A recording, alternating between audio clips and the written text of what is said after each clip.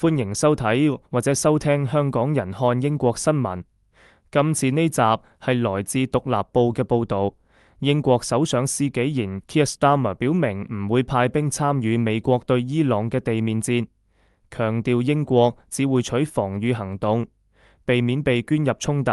隨住美國考慮升級軍事行動，加上伊朗封鎖霍爾木茲海峽，全球經濟同能源供應受到影響。英國政府正係同商界商討應對方案，並且評估對本地家庭同企業嘅衝擊。雖然施紀賢因此而同美國總統特朗普 Donald Trump 關係緊張，但佢嘅強硬立場反而令支持度上升，反映部分選民支持英國保持獨立外交取向。同時，戰事發展仍然存在變數，國際社會繼續密切關注局勢。詳細新聞內容：英國首相施紀賢表明，英國唔會派地面部隊去伊朗，亦唔會被捲入美國總統特朗普喺中東升級嘅戰爭。美國喺週末嘅時候傳出可能準備對伊朗展開地面行動，引起關注。德黑蘭同華盛頓嘅衝突已經進入第2個月，局勢持續緊張。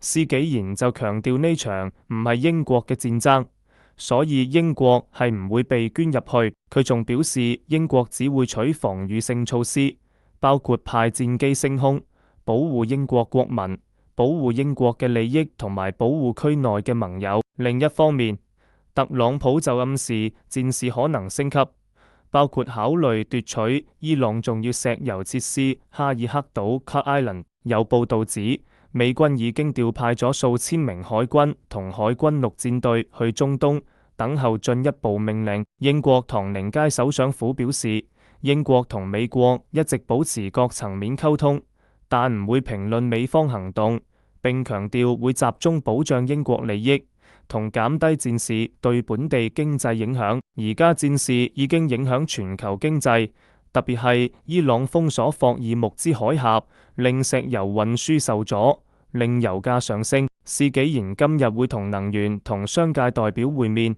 商討應對能源問題，同評估戰事對英國家庭同企業影響。分析指出，如果霍爾木茲海峽持續受阻，全球油價可能進一步上升，英國市民嘅能源開支同生活成本亦會受到壓力。喺政治方面，佢批評對手，話如果由保守黨或者改革黨執政，英國可能會毫無計劃咁打仗。另外，施紀賢拒絕支持美國地面戰行動，引起特朗普不滿。特朗普曾批評佢唔係丘吉爾，亦質疑英國軍事能力。不過民調顯示，施紀賢對美國取強硬立場，反而令支持度上升。呢集講到呢度先，多謝大家收聽或者收睇，我哋下集再見。